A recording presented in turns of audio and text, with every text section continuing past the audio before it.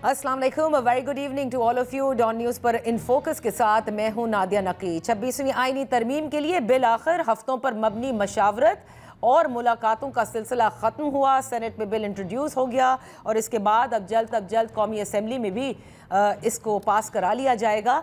लेकिन 26वीं आईनी तरमीम के लिए जो हुकूमत चाहती थी और हफ्तों पर मबनी ये तमाम तर कोशिश की जा रही थी वो हासिल करने में कामयाब हुई, और वो थी हिमायत मौलाना फजलुर रहमान साहब और उनकी जमात की। इसके साथ साथ हुकूमत जो चाहती थी कि नई चीफ जस्टिस की तकर्रुरी से कबल, यानी जो नोटिफिकेशन 24 तारीख जिसकी डेडलाइन है उससे कबल ये आईनी तरमीम करा ली जाए, इस पर भी पास हुई और हुकूमत यानी इसको सक्सेस हुई। और हुकूमत ये भी चाहती थी कि चीफ जस्टिस की जो तकर्रुरी है या जो उसकी चॉइस होती है उसके तरीक़ाकार को आइन के ज़रिए तब्दील किया जाए, वो करने में भी वो कामयाब हुई। दूसरी जानिब आपने ये भी देखा कि पाकिस्तान तहरीके इंसाफ ने सेनेट के फ्लोर पर पार्लिमानी लीडर ने भी और उससे पहले उनके चेयरमैन ने भी वाज़ेह तौर पर न सिर्फ मौलाना फजलुर रहमान साहब का शुक्रिया अदा किया बल्कि साथ में ये ऐलान भी कर दिया कि वो इस आइनी तरमीम का हिस्सा नहीं बनेंगे। और उसके बहुत सारे रीज़न्स भी उन्होंने दिए कि जिस तरीक़ाकार को अडॉप्ट किया गया, फिर उनके साथ जो कुछ हो रहा है और जो मुशावरत का अमल जिस तरह से होना चाहिए था और जो वो अपने लीडर से यानी बानी तहरीक इंसाफ से करना चाहते थे, उसके लिए उन्हें वक्त नहीं दिया गया। मौलाना फजलुर रहमान साहब का अगर जिक्र करें तो उन्होंने इस आइनी तरमीम को सपोर्ट भी किया है और साथ में उनका ये कहना था कि हमने जो काला सांप था उसके दांत तोड़कर जहर निकाल दिया है, यानी वो हवाला दे रहे थे उस ओरिजिनल आइनी तरमीम का जो कि 26वीं आइनी तरमीम के तौर पर पेश की जानी थी।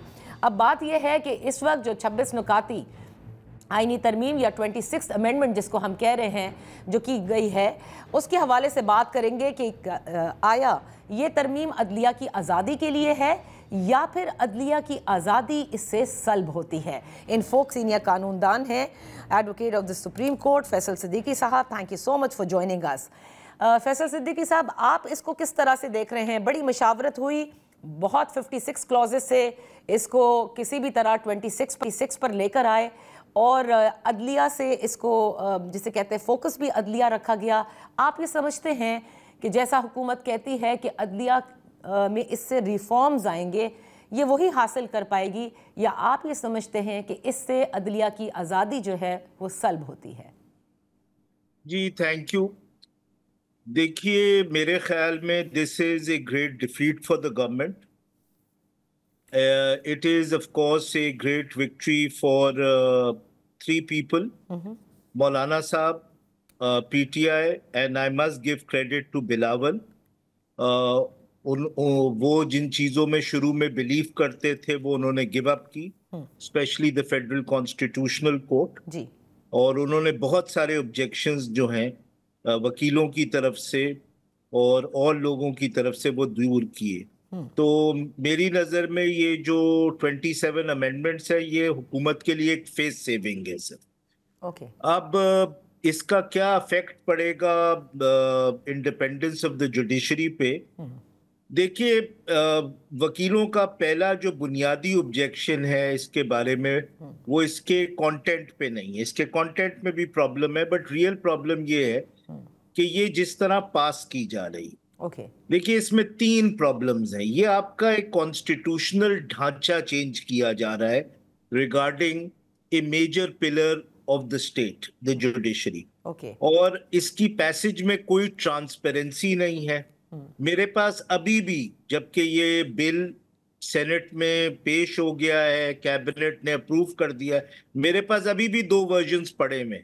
मुझे ये तक नहीं मालूम कौन सा बिल जो है वो एक्चुअली पास किया जा रहा है और आपके कॉन्स्टिट्यूशन के बुनियादी स्ट्रक्चर को चेंज किया जा रहा है। तो there is lack of transparency. जो सेकंड प्रॉब्लम है वो ये है कि और जो मेंबर्स ने कंप्लेन किया है, ये बाहर वाले लोगों की कंप्लेन नहीं है, कि जो इसमें वोट्स लिए जा रहे हैं, खास तौर पे जो शॉर्ट वोट्स हैं, even after the support of Maulana AUIF, वो अंडर कोअर्जन है।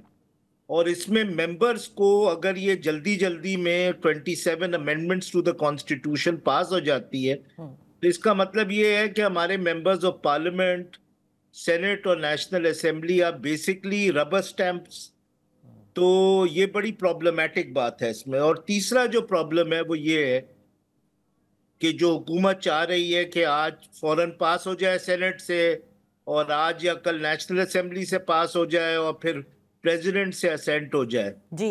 मतलब there will be a lack of debate. देखिए, कंसल्टेशन और डिबेट में बड़ा फर्क होता है। राइट। कंसल्टेशन प्राइवेट होती है, असेंबली में डिबेट पब्लिक होती है। बिल्कुल। और वो जो कंसल्टेशन है वो भी कोई वाइड रेंजिंग स्टेक होल्डर्स से नहीं ली गई, वो पॉलिटिकल पार्टीज ने इंडोर की है। तो हमारा बुनियादी ऑब्जेक्शन ये है कि जब आप कोई बुनियादी ढांचा चेंज कर रहे हैं कॉन्स्टिट्यूशन का, तो इस तरह नहीं हो सकता। सही। ब- फैसल सिद्दीकी साहब, एक चीज़ मैं आपसे जानना चाहूंगी कि क्योंकि अब चीफ जस्टिस के तरीक़ाकार को तब्दील किया गया है और उसमें एक पार्लियामेंट्री कमेटी की तश्कील का जिक्र किया आज़म नज़ीर तार साहब ने, जिसमें उन्होंने कहा कि 12 मेंबर होंगे, उसमें सेनेटर्स भी होंगे और MNAs भी होंगे, और फिर वो नाम तजवीज़ आउट ऑफ द 3 वो भेजेंगे वज़ीर आज़म को। मैं सिर्फ ये जानना चाहती हूँ कि ये जो पार्लिमानी कमेटी है ये किस तरह से 3 में से सिलेक्ट करेगी, इन द सेंस क्या आप उनकी जजमेंट्स को देखेंगे? क्योंकि अभी ये पहली मर्तबा होगा तो जाहिर है कि बड़े प्रॉब्लम्स इसमें आ सकते हैं। देखिए, ये चेंज ये है कि under the 1973 constitution, from 1973 to around 1998, executive जो है वो अपॉइंट, यानी प्राइम मिनिस्टर अपॉइंट करते थे चीफ जस्टिस ऑफ पाकिस्तान। ठीक। वो लिखा हुआ तो नहीं था शुरू में कि सीनियर मोस्ट होंगे, लेकिन वो सीनियर मोस्ट ही अपॉइंट होते थे। लेकिन फिर पीपल्स पार्टी गवर्नमेंट ने सज्जाद अली शाह साहब को आउट ऑफ सीनियरिटी अपॉइंट किया 90s में। फिर कंट्रोवर्सी हुई और फिर असद अली केस हुआ 98 में, जिसमें ये लेट डाउन किया गया कि सीनियर मोस्ट ही होगा। उसको फॉर्मुलाइज कर दिया गया 18th अमेंडमेंट में कि सीनियर मोस्ट जज जो है वो चीफ जस्टिस ऑफ पाकिस्तान होगा। सो अब वो जो एक एग्जेक्टिव का पावर था, जिसको फिर एग्जेक्टिव के पावर को तो रहने दिया लेकिन उसका डिस्क्रेशन खत्म कर दिया 18th अमेंडमेंट ने। राइट। उससे एक रेडिकल चेंज आ रहा है कि वो एग्जेक्टिव से power of appointment of the chief justice of Pakistan is being transferred to a parliamentary committee. Right. Now this is like the US system, so to speak. अब इसमें क्या चीजें लेट डाउन है? देखिए, एक क्राइटेरियन तो कॉन्स्टिट्यूशनल अमेंडमेंट इटसेल्फ ने let down कर दी कि आप किसी भी जज को सुप्रीम कोर्ट के चीफ जस्टिस ऑफ पाकिस्तान नहीं बना सकते। US में ये होता है कि आप किसी को भी बना सकते हैं, US सुप्रीम कोर्ट में सीनियरिटी मैटर नहीं करती। और यहां तक कि आप एक बाहर से शख्स ला सकते हैं as chief justice of Pakistan. ठीक। तो एक रिस्ट्रिक्शन ये है कि सिर्फ फर्स्ट 3 सीनियर मोस्ट में से आप चूज करेंगे। अब वो जो स्पेशल पार्लियामेंट्री कमेटी है वो ऑफ कोर्स खुद कुछ गाइडलाइंस लेट डाउन करेंगी, इसमें तो लेट डाउन नहीं है। लेकिन जो इसमें चीजें हैं वो ये है कि एक तो नंबर 1 कि वो parliamentary committee will be based on proportional representation. Right. तो उसमें सारी पार्टीज की रिप्रेजेंटेशन होगी। नंबर 2, ये बड़ी इंपॉर्टेंट चीज है जो पहले ड्राफ्ट्स में नहीं थी, कि जो अपॉइंटमेंट होगी वो 2/3 से होगी, मेजॉरिटी से। तो हुकूमत can not have it's way. Okay. अब वो क्या क्राइटेरियन देखते हैं, तो अगर हम US सिस्टम देखते हैं तो सीनियरिटी तो बेंचमार्क हो गया। फिर वो ऑफ कोर्स उनकी कॉम्पिटेंस देखेंगे एज जूरिस्ट। सेकेंडली, मेरे ख्याल में जिस तरह US में होता है कि वो देखेंगे कि उनके सोशो पॉलिटिकल व्यूज क्या है। ऑलराइट। मतलब अगर फर्ज करें कोई जज है, उसकी हिस्ट्री रही है ऑफ बीइंग एंटी वुमेन या एंटी माइनॉरिटी, तो उसको तो अपॉइंट नहीं किया जा सकता as chief justice of Pakistan. सही। तो और मेरे ख्याल में आखिरी जो चीज देखी जाएगी वो ये देखी जाएगी कि उसकी पर्सनल हिस्ट्री में कोई ऐसी चीज तो नहीं है जिसकी वजह से वो डिस्क्वालीफाई होता है। तो these are the criterions which I think will be taken into account अगर आप US सिस्टम अप्लाई करते हैं। But we are really in virgin territory because this is going to be applied for the first time in Pakistan. और आज ही 20 अक्टूबर है फैसल सिद्दीकी साहब, if I am not mistaken 24 तक तो आपने नोटिफिकेशन निकालना है। अगर उस पर कोई कदगन नहीं है और आप उसको डिले कर सकते हैं और चीफ जस्टिस की सीट को 25 के बाद वेकेंट छोड़ सकते हैं, तो I don't know whether you can really do that. देखिए, इसमें दो प्रोवाइजो हैं उस प्रोविजन में। इस बार इनको 3 दिन पहले निकालना होगा। तो चीफ जस्टिस काजी फैज ईसा साहब last day is on the 25th जी। We would need a new chief justice on the 26th।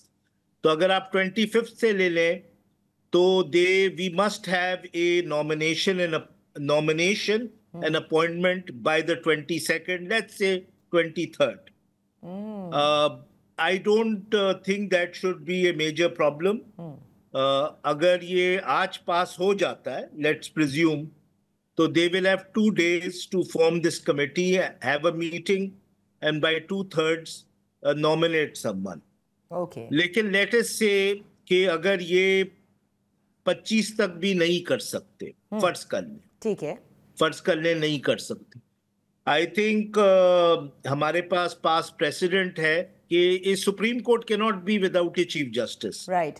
So the senior most chief justice will take over on the 26th. यही 90s में हुआ था जब सज्जाद अली शाह साहब जो chief justice थे उनको सस्पेंड किया गया था। सही। His powers were exercised by the senior most judge, then Ajmal मियां साहब। तो आई थिंक अगर नहीं होता, मेरा नहीं ख्याल कि ये वैक्यूम क्रिएट होगा। हो सकता है शायद टाइम पीरियड फॉलो ना हो, लेकिन that is not that can be condoned, but I think it should be followed the time period.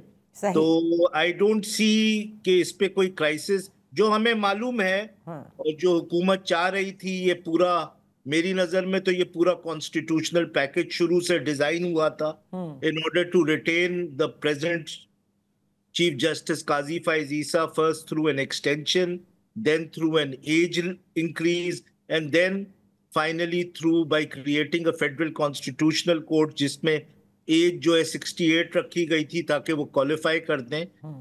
He will not continue beyond the 25th of October. That is written in stone. Okay, thank you so much Faisal Siddiqui साहब, आपका बेहद शुक्रिया। यहाँ पर मैं एक break लेती हूँ। जब ब्रेक से वापस होंगे तो जो उन्होंने कानूनी गुफ्तगू की कि किस तरह से अब चीफ जस्टिस की अपॉइंटमेंट होगी और होनी भी किस तरह से है, जाहिर है उस सीट को वेकेंट नहीं छोड़ा जा सकता और उसके लिए भी जो उन्होंने बताया कि जो तरीक़ाकार मौजूद है या जो पास्ट में किया गया है वो भी किया जा सकता है।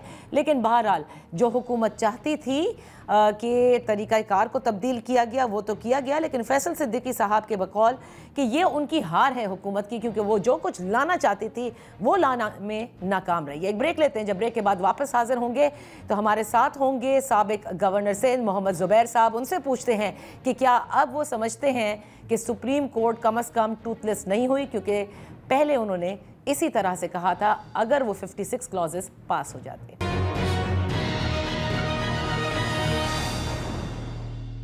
Welcome back. साबिक गवर्नर सिंध और सीनियर सियासतदान मोहम्मद ज़ुबैर साहब हमारे साथ इस वक्त हैं। Thank you so much for joining us. 26वीं आईनी तरमीम पर सियासी जमातें एक दूसरे को मुबारकबाद दे रही हैं कि बिल आखिर वो अनथक मेहनत जो है वो रंग ले आई और एटलीस्ट कुछ पॉइंट्स के ऊपर और जो 26 पॉइंट्स हैं उनके ऊपर एटलीस्ट सबने इत्तेफाक किया, मसिवाय पाकिस्तान तहरीक इंसाफ से जिनके साथ मुज़ाकरात हुए। ज़ुबैर साहब, लास्ट हमारी जब गुफ्तगू हुई थी आपने कहा था कि देखिए ये सुप्रीम कोर्ट को टूथलेस करने जा रहे हैं, तमाम लोगों को एहतजाज करना चाहिए, लेकिन आज जिस शक्ल में ये आईनी तरमीम हो रही है, यानी वो तमाम तर चीज़ें जो पाकिस्तान मुस्लिम लीग नून की हुकूमत लाना चाहती थी वो तो नहीं हो सकी। आप समझते हैं कि एटलीस्ट अब आप ये नहीं कहेंगे, ना तो फेडरल कोर्ट्स बन रही हैं, आईनी अदालतें अलग बन रही हैं, सिर्फ बेंच के ऊपर ही इत्तेफाक किया गया है, और ना दीगर जो फंडामेंटल राइट्स के हवाले से बात थी और मिलिट्री कोर्ट्स के हवाले से थी, वो सब एटलीस्ट अब इस अमेंडमेंट का हिस्सा नहीं। नादिया, दो तरीके से इसको देखा जा सकता है। प्रेजेंट जो अमेंडमेंट्स हैं जी, एक कंपैरिजन की जा सकती है जो सितंबर में ओरिजिनली लाई जा रही थी, तो उस के लिहाज से तो बहुत ज़ाहिर है चीज़ें जो हैं वो बाहर निकली हैं, बहुत सख्त चीज़ें बाहर निकली हैं। और दूसरा इसका मुवाजना करने की ज़रूरत है जो एग्जिस्टिंग प्रोसेस था, प्रोसीजर था, लॉ था, जिसके तहत जज लगता था, चीफ जस्टिस अपॉइंट होते थे, और वो उसके साथ मुवाजना करने की ज़रूरत है।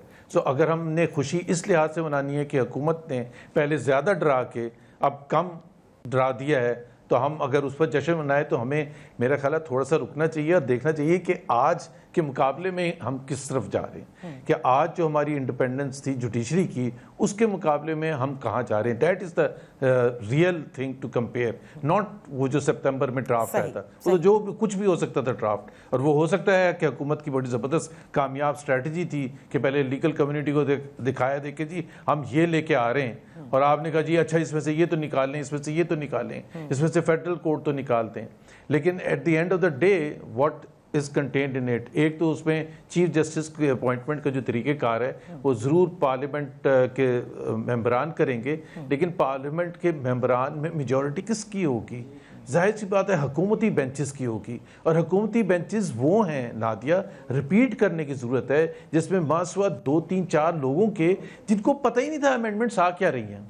मिसाल के तौर पर अगर आप पहले तो सितंबर 15 को देख लें, रात को जब वो आ रही थी और सुबह को बुलाया था सेशन, तो किसी को पता ही नहीं था, और वो सब तैयार थे रबर स्टैम्प करने के लिए। अब भी अगर आप देख लें कि बिलावल भुट्टो की मुलाकात हो रही है मौलाना फजलुर रहमान से, फिर इवन कल रात 12-1 बजे तक मुलाकातें हो रही थी, और उसमें जाहिर सी बात है मुलाकातों का नतीजा ये था ना कि कुछ ना कुछ ले दे हो रही थी कि जी ये ड्रॉप करें, ये ऐड कर लें, so on and so forth. So जो आम नेशनल असेंबली का मेंबर है या सेनेट का मेंबर है या एमक्यूएम के मेंबरान है, उनको तो पता ही नहीं था आ क्या रहा है। तो उनमें से वो 12 चूज करेंगे, और 12 कौन से चूज करेंगे आप खुद बता देना। जो हुकूमती बेंचेस से लिए जाएंगे और वो प्रोपोर्शनल बेसिस पर लिए जाएंगे, उसमें जाहिर सी बात है हर पार्टी की नुमाइंदगी होगी, तो हुकूमती मेजॉरिटी होगी, तो चीफ जस्टिस उनकी मर्जी से लगेगा। अब जो शहबाज शरीफ चाहते हैं या जो आजम तारड़ चाहते हैं या जो भी वजीर हैं, बड़े बड़े वजीर हैं, उन्हीं की मर्जी से कमेटी बनेगी ना, और किसकी मर्जी से बनेगी? So whether it is Shahbaz Sharif directly picking up और his appointed members of the assembly जो रबर स्टैम्प करने के लिए तैयार थे, तो मुझे तो इसमें कोई भी ऐसा नहीं लगता कॉम्प्रोमाइज़ है, और हमारे पास एक ऐसा चीफ जस्टिस आएगा। देखे ना, अभी मंसूर अली शाह ने बनना था ना, आज के हवाले से मंसूर अली शाह वो हैं जिन्होंने लीड किया था बेंच को, जिसमें 8-2 से मखसूस नशिस्तों का फैसला किया गया था, लेकिन उनको पीछे धकेल दिया जाएगा, तो किसकी जीत हुई, किसकी फतह हुई? तो इसका मतलब तो जुबैर साहब, इंटेंट ऑफ द अमेंडमेंट्स आप ये कह रहे हैं बड़े वाज़े तौर पर सामने आ जाएगी जिस वक्त ये तकर्रुरी होगी, जिस वक्त ये हुकूमत नोटिफिकेशन अब निकालती है। नादिया, वो तो इंटेंट तो उसी से पता चलता है ना कि सब कुछ 25 तारीख से पहले होना है। अभी अगर आपने इतनी फार रीचिंग अमेंडमेंट्स करनी है तो 2 महीने बाद भी कर सकते थे, 3 महीने बाद भी कर सकते थे। और सबसे बड़ी बात ये, जब फायज ईसा साहब मौजूद थे तो उस वक्त क्यों नहीं की थी ये? उस वक्त कर सकते थे, आज से 4 महीने पहले कर सकते थे। अगर बिलावल भुट्टो जरदारी के हवाले कॉल कि ये बेनज़ीर का भी एक उनका शहीद का भी एक ख्वाब था कि इस किस्म की जुडिशल रिफॉर्म्स हों, तो फिर आपने आते ही क्यों नहीं किया था? जब पीडीएम की हुकूमत आई थी अप्रैल 2022 में, उस वक्त आपको क्यों नहीं ख्याल आया था? वो नहीं ख्याल आया था ना, तो क्योंकि उस वक्त इंटेंट डिफरेंट थी। इस वक्त intent is 1 point agenda in the short term, और वो है 2024 के इलेक्शन को प्रोटेक्ट करना है। हर सूरत में प्रोटेक्ट, मतलब इन ऐसे कि जो नताइज आए उसको प्रोटेक्ट करना है, और उसको प्रोटेक्ट करने में वो कामयाब होंगे। तो जुबैर साहब मुझे ये बताएं कि अब क्योंकि मोर और लेस हुकूमत और उसके इत्तेहादी और मौलाना फजलुर रहमान जो कि इस वक्त पूरी इन आइनी तरामीम जो फर्स्ट टाइम आई उसके बाद से लेके he was at the centre stage, like वो ऐसा लग रहा था कि वो लेकर चल रहे हैं और हुकूमत पीछे पीछे चल रही है। अब आप समझते हैं कि इसके बाद किसी किस्म का तहरीक इंसाफ के अलावा और कोई आपको एक सॉलिड एहतजाज करता नजर आएगा? क्योंकि खदशा यही था कि अगर मौलाना साहब ऑन बोर्ड नहीं आते तो फिर वो बड़ा लीथल कॉम्बिनेशन हो जाएगा कि तहरीक इंसाफ एंड मौलाना फजलुर रहमान साहब की Jamaat as opposition to this amendment. इस वक्त आप क्या देख रहे हैं? पहले तो नादिया ये कह दूं कि मुझे तो पहले दिन से, और मैंने तो आज से काफ़ी दिन पहले भी और हमेशा टीवी के प्रोग्राम्स में भी और ट्वीट में भी ये कहा था कि जी मौलाना फजलुर रहमान फाइनली हुकूमत के साथ ही जाएंगे। देखिए ना, हर एक का सियासी मकसद क्या है? हर एक का सियासी मकसद अपना इंटरेस्ट तो देखेंगे ना, पर्सनल इंटरेस्ट भी, पार्टी का इंटरेस्ट भी, दैट इज़ फंडामेंटल। और इसमें आप मौलाना को ब्लेम नहीं कर सकते, JUF को। उनका सबसे बड़ा हरीफ है कौन पॉलिटिकली? PTI है जी। अगर वो PTI के साथ जाते और 2024 के इलेक्शन अनडू हो जाते तो फिर दोबारा जाना पड़ता इलेक्शन में, would Maulana be as powerful as he is today? No. So why would he take a position जिससे वो खुद और ज़्यादा कमज़ोर हो जाए? और हो सकता है कि जो अभी जिस तरह से कहा जाता है कि अगर इलेक्टोरल प्रोसेस दोबारा रन होता और बिल्कुल फ्री एंड फेयर होता और बल्ले का निशान भी मिलता PTI को, तो शायद जो थोड़ी बहुत सीटें मौलाना को मिली है वो भी ना मिलती। तो एक तो उनका इंटरेस्ट बिल्कुल क्लियर है and one has to understand that. एहतजाज करते हुए तो जाहिर सी बात है PTI है, लेकिन मैं ये भी साथ कहूँगा PTI also has played his cards very poorly। मैं इसमें कोई मेरा ख्याल है हमें उनको दिफा उस हद तक तो मैं ज़रूर करूँगा कि उनके साथ बहुत ज़्यादती हुई है, उनके लोगों को उठाया किया है और ज़बरदस्ती, ये तो सब एक्नॉलेज कर रहे हैं। सेनेट में भी आवाज़ें ऐसी आ रही हैं, नेशनल असेंबली में भी आ रही हैं, सब बातें कर रहे हैं। कल मौलाना ने खुद भी एक्सेप्ट किया था प्रेस कॉन्फ्रेंस में रात लेट नाइट जब बिलावल के साथ कि जी बिल्कुल बंदे उठाए गए हैं। अब बंदे उठा के आप अमेंडमेंट्स कर रहे हैं, डरा धमका के, लेकिन फिर भी आप कर रहे हैं। आप उन्हीं के साथ जाके आप वोट दे रहे हैं, मौलाना साहब जिनका खुद एक्नॉलेज कर रहे हैं कि बंदों को उठाया था, और सिर्फ बंदों को नहीं उठाया था, औरतों को भी उठाया था। मतलब वो जो जैन कुरैशी की वाइफ हैं, उसमें हुकूमतें तो नहीं आके क्लेम किया कि नहीं जी नहीं उठाया था उनको, वो सेफ पहुंच गई। सेफ तो पहुंच गई थी। The fact of the matter, एक यंग औरत को, पढ़ी लिखी एक अच्छे ख़ानदान की औरत को आप उठा के उस हद तक लेके चले जाएं तो I mean it says it all। Zubair साहब, यहाँ पर एक छोटी सी ब्रेक लेते हैं, ब्रेक के बाद अपनी गुफ्तगू जारी रखेंगे।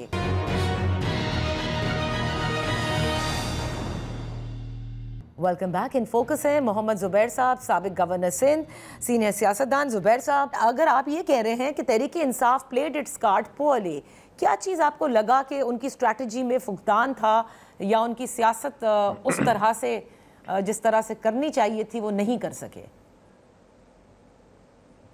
एक तो द पार्टी बिल्कुल एपरेंट है, जो करंट लीडरशिप है वो काफ़ी डिवाइडेड है, और उस डिवीज़न की वजह से जाहिर सी बात है फिर वो उनको रसाई नहीं है थी इमरान खान के तहत। बट एक उनको चीज़ जो पहला अपना चीज़ समझ लेनी चाहिए थी और उसका भरपूर इजहार करना चाहिए था कि जी हम इस चीज़ पर कॉम्प्रोमाइज़ नहीं करेंगे।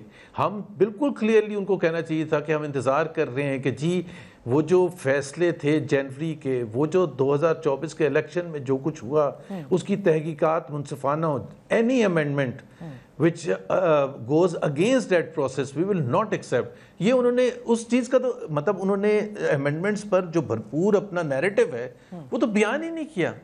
मतलब अभी तक जो पीपल आर कंफ्यूज। कल भी देखें ना, जब वो आए थे इमरान खान से मिलके आए थे, बिल्कुल उनके जो PTI के सपोर्टर्स हैं, लाखों करोड़ों सपोर्टर्स हैं, वो इमरान खान के हवाले से कंसर्न्ड हैं कि जी उनकी सेहत कैसी है। बट कल का दिन सबसे इंपॉर्टेंट क्या था? अमेंडमेंट्स। तो 99% टाइम तो उनको अमेंडमेंट्स के हवाले से बात करनी चाहिए थी और बिल्कुल अपना नैरेटिव बताना चाहिए था कि ये है, इसमें खराबी है, ये खराबी है, ये खराबी है।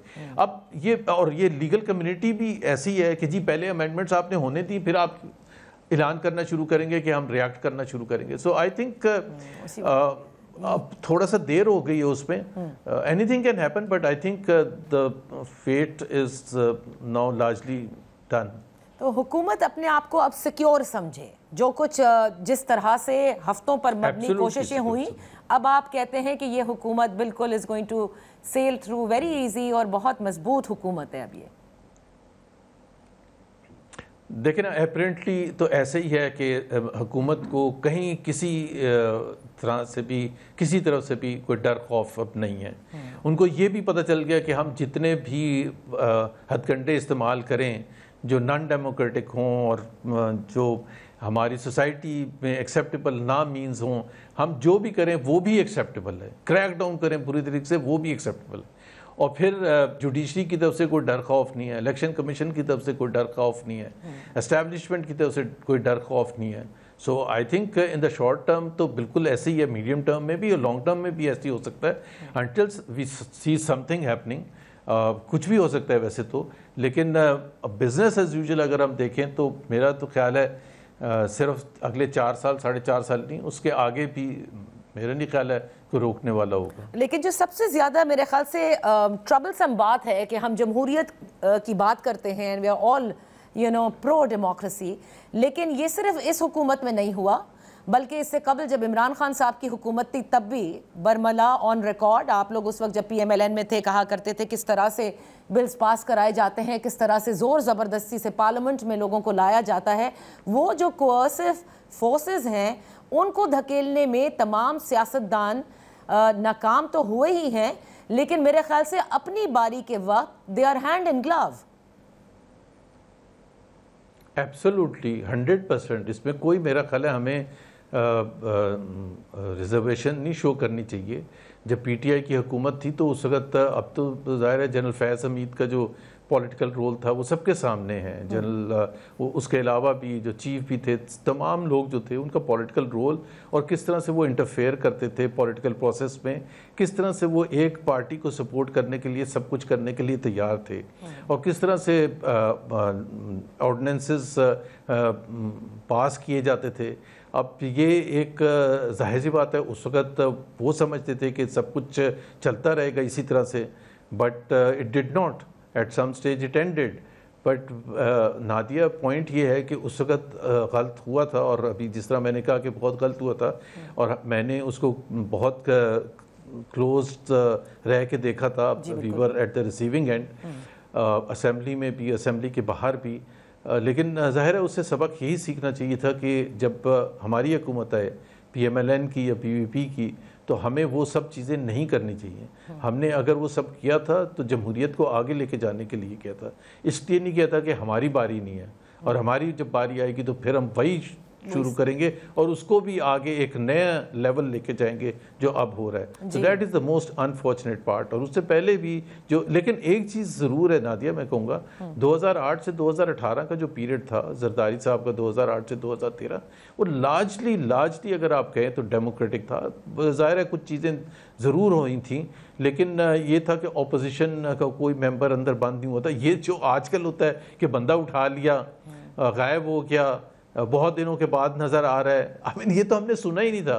ये तो हमने वो क्यूबा में और कोलंबिया में और ऐसी लैटिन अमेरिकन कंट्रीज़ में सुना था, वो भी अंडर ब्रूटल मिलिट्री डिक्टेटरशिप्स, या अर्जेंटीना में जब होता है। ऐसा तो पाकिस्तान में तो हर किस्म का होता था। अंदर बंद करना तो एक acceptable, it's not a done thing but acceptable था कि जी इसका केस बनाती है, उसको अंदर बंद कर। बट अब तो किसी पर बगैर केस बनाए हुए, बगैर किसी किए हुए, बगैर वारंट के, बगैर किसी चीज़ के, सो हम ख़राब से ख़राब तर हुए हैं। सो वो जो लॉयर्स मूवमेंट 2007 की थी, उसमें एक इंडिपेंडेंस ऑफ जुडिशरी सामने आई थी, बट वो एक बहुत ही एक अनदर लेवल चली गई इफ्तिखार चौधरी साहब की सरबराही में, और फिर ऐसे ऐसे चीफ जस्टिस आए जिन्होंने और बदनाम किया जुडिशरी को। सो बैलेंसिंग तो होनी थी, लेकिन इस तरह से बैलेंसिंग करना जो कि बिल्कुल वापस टिल्ट कर जाए एग्जेक्टिव के हाथों में या पार्लियामेंट के, एग्जेक्टिव मैं कहूँगा, पार्लियामेंट की सोवरेनिटी तो नहीं, एग्जेक्टिव की सोवरेनिटी है ये। So that is the unfortunate part कि हम 2024 में पहुंच गए और इतनी जो मूवमेंट्स रन हुई, सिविलियन पालादस्ती वगैरह की, उसका निचोड़ ये हुआ कि आज ये अमेंडमेंट पास हो रही है जो जमहूरियत का जनाजा ही उठेगा। जुबैर साहब, यहाँ पर एक छोटी सी ब्रेक लेते हैं, ब्रेक के बाद अपनी गुफ्तगू जारी रखेंगे।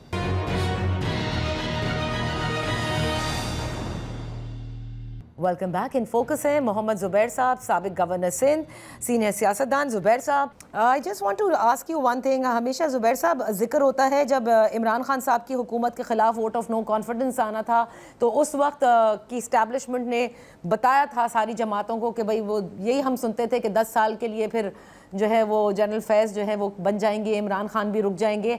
सो this was the time that you have to bring a vote of no confidence, या हमने सपोर्ट अब इमरान खान की छोड़ दी है, सॉर्ट ऑफ अ थिंग, और फिर आप लोग लेकर आ गए थे। क्या आपको लगता है कि ये 8 जो रिज़र्व सीट्स हैं, ये इसका जब फैसला आया जो 8 जज साहिबान की जानिब से, दैट वाज लाइक जिसे कहते हैं द स्पार्क कि इसको जल्दी करना है, और इस वक्त भी मौजूदा सेटअप को ये समझाया गया कि अगर अभी नहीं तो कभी नहीं, उसके बाद फिर गया अब भी काम से?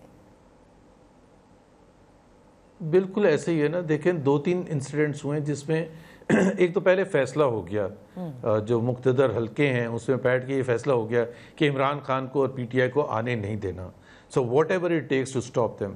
चाहे वो 2024 के इलेक्शन में बुरे तरीके से रिगिंग करने थे, चाहे वो पंजाब में 90 डेज़ में इलेक्शन ना करवाने का था, या नेशनल असेंबली का इलेक्शन 6 महीने के बाद इंस्टेड ऑफ 60 डेज़ और 90 डेज़ वो करवाना था, और उसी तरह से या वो फैसला कि जी रिज़र्व नशिस्तें कहाँ जाएंगी, तो वो तो फैसला पहले हो गया था। और ख़ुद जस्टिस फ़ाइज़ ईसा जो कि सबसे बड़े चैम्पियन अपने आप को समझते हैं, और उनके सपोर्टर्स बिलावल भुट्टो वगैरह जो सब कहते हैं, तो जस्टिस फ़ाइज़ ईसा ने तो ख़ुद कहा कि जी इलेक्शन कमीशन ने गलत इंटरप्रेट किया था फैसला, लेकिन उसका नुकसान किसको पहुंचा? अगर बिलावल उस पर अगर वजाहत करेंगे तो नुकसान तो पीटीआई को हुआ, नुकसान तो पाकिस्तान के अवाम हुआ, disenfranchised from voting for the party that they choose to vote.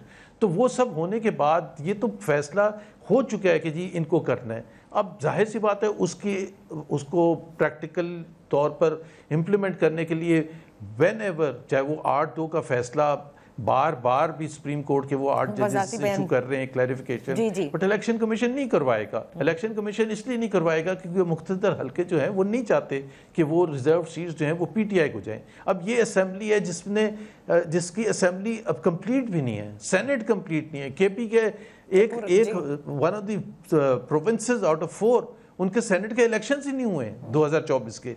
अब आप सोचें, अब इस माहौल में ये जाहिर है जब हम हिस्ट्री पढ़ेंगे हमारे नेक्स्ट जनरेशंस और आज से 20 साल 50 साल के बाद, तो वो सारे मिल के एग्री करेंगे कि बहुत ख़राब हुआ था जमहूरियत के साथ, वो सब चीज़ें ख़राब हुई थी। जैसे हम अब एग्री करते हैं सब कि जुल्फ़िकार अली भुट्टो का फैसला बड़ा गलत था, 77 का मार्शल गलत था, 99 का मार्शल गलत था, या 54 में जो बाद में आप ये कहते हैं कि तारीख के अंदर इन तमाम इवेंट्स को जो है वो इसी तरह से याद रखा जाएगा कि ये जमहूरियत के लिए बड़े गलत साबित हुए। मैं एक एग्जांपल और दे दूं। जी ज़ुबैर साहब, वेरी क्विकली। जी, तारीख तो पीछे बहुत पीछे जाने, 2019 में जो एक्सटेंशन दी थी जनरल बाजवा को, आज कोई पीपल्स पार्टी और पीएमएलएन का बंदा ओन करता है कि जी वो सही हुआ था?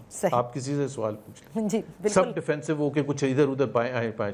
सो ये तो 4 साल में 2 साल में ही पता चल जाता है कि जी ये कर रहे हैं। सही, बिल्कुल आपने दुरुस्त कहा। Thank you so much for participating. इसी के साथ प्रोग्राम का वक्त ख़त्म होता है। अब देखना यह है कि जब हम नेक्स्ट वीक हाजिर होंगे आपकी खिदमत में, जब तक वो मैजिक तारीख भी आ चुकी होगी, ये पार्लिमानी कमेटी की तश्कील होना, जिसके बाद से वो 25 अक्टूबर में जो चीफ जस्टिस साहब की रिटायरमेंट है, उससे पहले जैसे कि इब्तिदा में फैसल सिद्दीकी साहब का कहना था कि एक दिन में ये पार्लिमानी कमेटी तश्कील दे दी जाएगी, और उसके बाद वो जो 3 सीनियर मोस्ट जजेस हैं उनमें से जो भी नाम फाइनल किया जाएगा 2/3 अक्सरियत से, वो फिर वज़ीर आज़म को भेजा जाएगा। इन आइनी तरमीम का अदलिया की आज़ादी के हवाले से क्या असरात होते हैं, ये तो आने वाले वक्तों में ही पता चलेगा, क्योंकि आज आपने सुना होगा जो पार्लिमानी लीडर्स ने सेनेट में जो तकारीर की, उनमें से जो कानूनदान थे बैरिस्टर अली ज़फ़र, वो ये कहते हैं कि आइनी बेंच की तश्कील ये कोई इतना आसान मरहला नहीं है, क्योंकि बहुत सारे ऐसे केसेस होते हैं जिसमें आइनी मामलात आते हैं, तो इस कन्फ्यूजन को भी दूर करना होगा। बहरहाल बहुत सारी खबरें वैसे भी इस्लामाबाद में बड़ी सरगर्म हैं कि जब मौलाना साहब को भी ऑन बोर्ड लिया गया और इत्तेहादी जमातें भी ऑन बोर्ड हैं, आने वाले दिनों में क्या किसी किस्म की कुछ लो की सियासत जो कि पाकिस्तान का खासा रहा है, कुछ उसमें से नजर आएगा, या ये सब अफवाहें थी? That's all for today. इजाजत दीजिए, अल्लाह हाफिज।